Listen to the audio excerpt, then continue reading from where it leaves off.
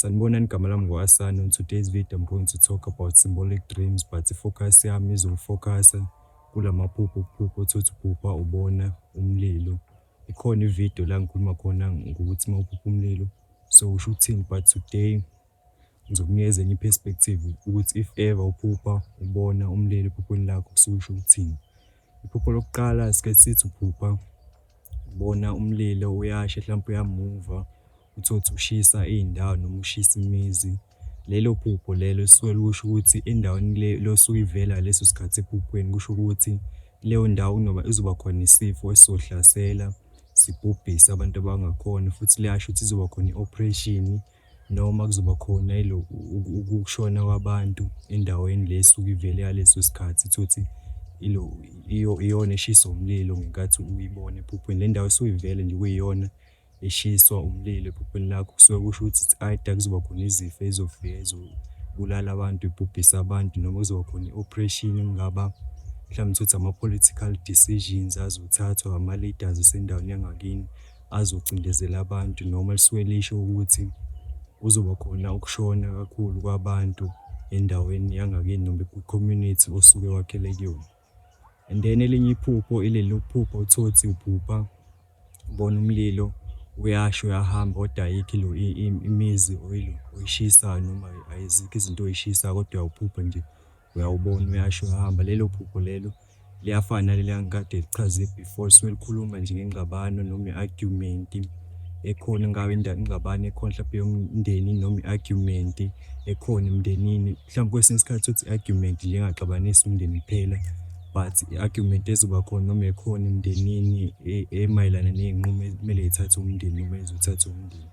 And then elinye iphupho kungaba yilelo phupho uthole uphupha umlilo ubona uqathaka esibhakabhakeni, mhlawumbe uthi nje uma uphupha ephupheni lakho ubona umlilo, ama-droplets emlilo ubathi nje aqathaka esibhakabhakeni.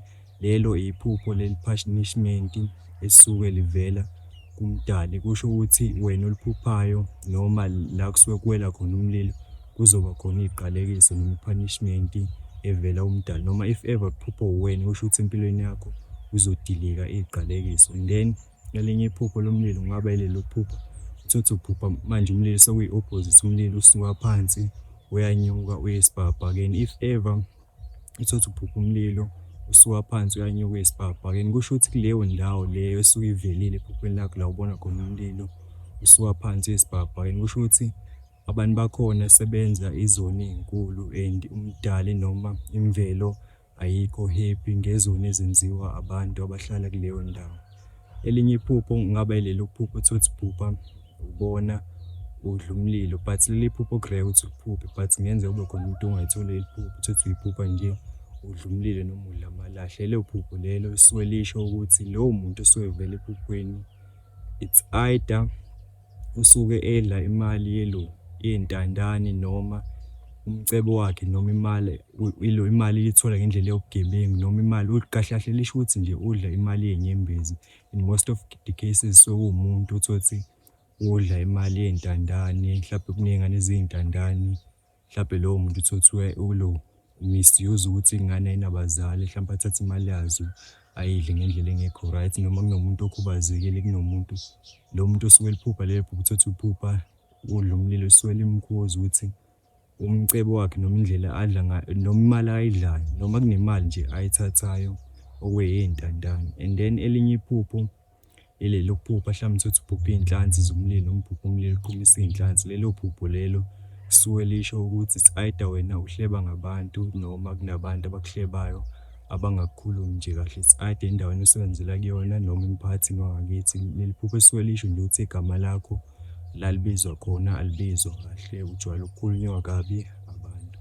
And then elinye iphupho ilelo phupha ubasa umlilo, ngake ngalichaza before. If ever uphupha ubasa umlilo kusuke kusho ukuthi unesiphiwo sokukwazi ukufundisa abantu about knowledge noma about religion, noma nje so lichaza ukuthi uyakwazi ukufundisa abantu, nesiphiwo sokufundisa abantu.